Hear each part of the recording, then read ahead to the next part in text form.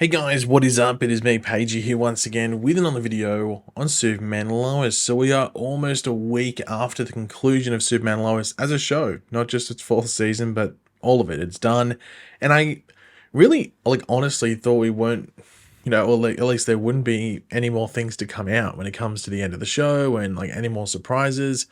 But I was wrong. So in this video, we have some new things revealed on, well, one thing specifically, I guess, on social media recently, as well as some other stuff from various interviews that were released later than some of the other ones that we went over previously. But of course, throughout the video, be sure to let me know in the comment section down below your various thoughts and everything we go over. Always curious to hear what you guys are thinking and just your reactions to certain things, especially the first thing we're going to go over.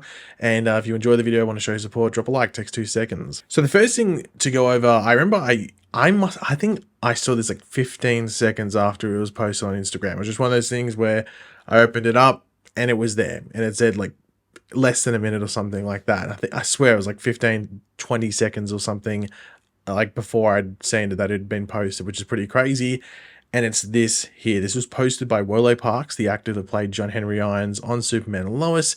And as you can see, it's a very comic accurate still suit, pretty much like what we saw at the end or towards the end of the series finale, though in that version the symbol or the crest on his chest was much more like Superman's than what we're seeing here. But you might be like, okay, well that was the Superman one, but this is looking pretty much the same, so what's this from and why didn't we see this on the show? Because that was clearly like a VFX model in the background.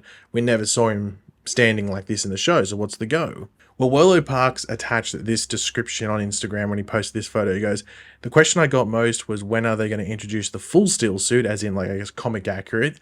I'd always say that it's coming. Unfortunately, due to the budget cuts, we never got to do it, but here's an early fitting as proof. So essentially what he's saying here is that this is from back leading into season 1.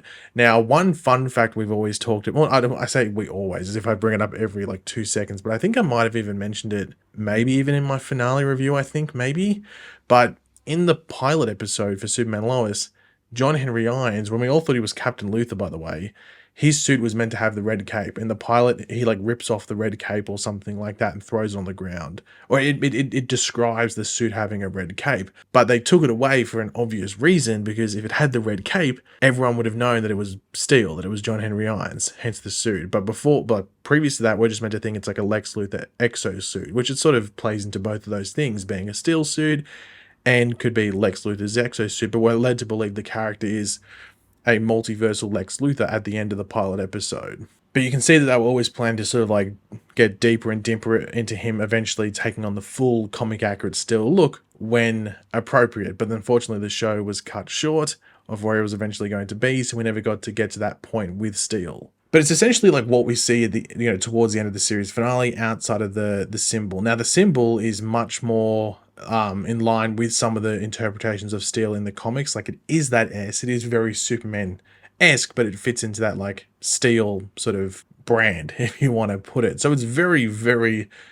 comic accurate, especially the fact that he doesn't have a helmet on. And I do wonder if that was something that they would have lent into if they went to the, as the show got deeper, as they didn't have to have the helmet, but just things like, I mean, if he was flying, it just feels like having the helmet's probably a good thing to have, just a bit of a protection sort of thing. I think the thing that could have made this photo like complete if he had the kinetic hammer, if he was holding the kinetic hammer in the shot. And I do wonder if maybe there's another photo from a test screening where he's holding it and that maybe he could post. That'd be really cool. But yeah, just to see this was a highlight, just because, we saw the VFX version, but this is also a slightly different version because of the crest being different as well. But from what I saw, I think people like this because it just seems a bit more streamlined and it's his own thing. He's not necessarily just wearing the Superman or the House of L, whatever you want to call it, the logo on his chest. He's almost got his own version of it. So I don't know, which one do you prefer, this one or the one that's shown towards the end of the series finale, where it's more like fitting in with like the super group, if you want to put it. Now, obviously, there was 2 villains that were sort of talked about in like various interviews and stuff, and there's been like a lot of back and forth like on social media, and I guess just also other people making videos and just discussions and stuff about like, would they have worked well on the show? And of course, the 2 villains that were mentioned were Brainiac and Darkseid. Now, the Brainiac would have been like just the continuation of the Milton Fine character that we got in the final season, and I would have been interested to see what they would have done there. I don't know if I really would have cared too much if they didn't really like turn him proper into Brainiac, as in for him him to be like a main threat. Like, I think it would have been something where just more like maybe like behind the scenes he's just sort of messing, or he goes and helps someone else. I don't know if it really would have worked as a main threat unless he evolved himself. And that would have been a wait and see. But, you know, I liked what we got from Milton Fine in the handful of episodes he was in, but it was, you know, assisting with Lex's story, if that makes sense. And as we said, the other one was Darkseid, and like, I think Darkseid's one where, I mean, like, how do you, I mean, you could, I wonder if like an interesting one, if he was like more like an exiled Darkseid, like that'd be interesting, like an exiled Darkseid, like got overthrown on Apocalypse some way, shape, one, like somehow, some way or whatever it is. Like that'd be an interesting one, but like, I mean, Darkseid, like, I don't know, would it fit in Superman Lois? You'd have to do like some interpreted version of it, like similar to how we had with Parasite in season 2 and stuff like that. So it'd be interesting to see how they do it. But I don't really have like a straight line of thought in regards to how they would do it, outside of it being like, as I said, like maybe some exiled version, or a very young Darkseid, like a young Darkseid. That's like maybe one of he's been sent out on a specific mission. So you're not versing this like supreme version of him, but he's still very dangerous. But I don't know if you have any ideas how they should have done Brainiac or Darkseid, or maybe both of them together. I don't know. Let me know in the comments. Now, one thing we brought up, I don't think it was during my finale review. I think it was during the first video I did after the finale, where I think we we're going over an interview from Deadline, I think it was, between Todd Helbing and Brent Fletcher, the two showrunners of Superman and Lois. And I brought up that some of the people that saw the early like screener version of the finale said that there was a scene in their version that was not in the finale that aired on TV, and we thought, okay, well maybe it's going to be on the Blu-ray or something, like it's an extended version. And I still don't know if this is what they were referring to, but Todd Helbing, when talking to Superman TV Talk, I'll leave the link in the description down below to the full interview. It's about 22 minutes long, roughly, something like that. But he revealed that there was a scene that was deleted from the series finale that was filmed and that they worked on. It was not just in the script and left there, but, you know, it was meant to be in there, but they deleted it because it didn't really come across how they wanted it to. And the scene was deleted as it was a moment around the time of the wedding, you know, the 1 year later wedding between John Henry and Lana.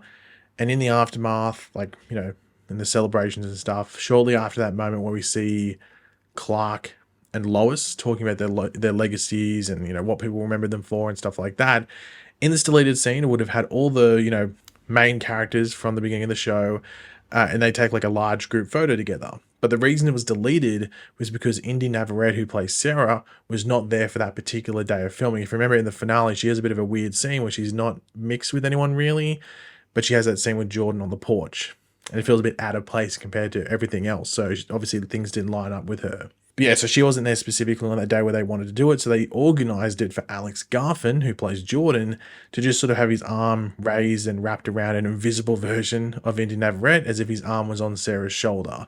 So they could then just add her in during like the post-production stage. So this all happened, but it just didn't look good with the finished product, so they scrapped it. Now, I don't know specifically if this is the scene that people were talking about, like the people that saw the screener, or it was another one, but people said like it involved a lot of people, and they felt it was weird that it was scrapped. So that might be what they were talking about, but I don't know, we'll have to wait and see. And the second last thing to talk about is something from, I guess, Todd Helbing and Brent Fletcher as well, and they were talking about like spin-offs and stuff. Well, they asked about spin-off stuff and whether they planted any seeds. Now, Todd Helbing and Brent Fletcher, as I said, the two showrunners for the show, revealed that a spin-off would be cool, especially like something revolving around the two Superboys of Jordan and Jonathan going into their younger adult years, with Alex Garfin specifically, who plays Jordan, pitching an idea about Jordan and Jonathan going off to college, but it ending up being a school within like the DoD with people with powers and stuff, which is very similar to what was going on with season 2 with like the character of Tag Harris, for example.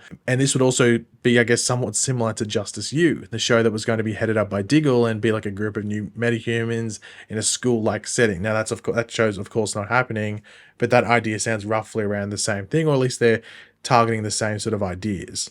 Now, I think obviously like there's not going to be a spin-off. Like we just know there's not going to be a spin-off. I don't know if necessarily like there was a great spin-off to shoot off from with Superman and Lois. Like I think if you had to pick one, I guess it would be something with the two Superboys. But then again, like the show was about them a lot of the time as well. So I think a spin-off really has to be like a minor part of the show, and then that then gets a major focus. So I don't know if like the Superboys is necessarily like a fantastic spin-off because there was already so much time spent there. Unless it was more like, okay, what are they doing in 5 years? And it sort of bridges the gap in like the timeline, I guess you could say. But yeah, I don't know outside of that if there's like a spin-off that screams out begging to be made from what we saw on Superman and Lois, at least in my opinion. But you might be different. Let me know in the comment section down below if you have a different line of thought. And the final thing is Bitsy Tulloch, who plays Lois Lane. She actually talked about a Supergirl cameo and stuff she was asked about, and she said, I really wish Melissa Benoist would show up, could have shown up at some point for a cameo, because we kind of originated on Supergirl. It would have been cool to have Melissa.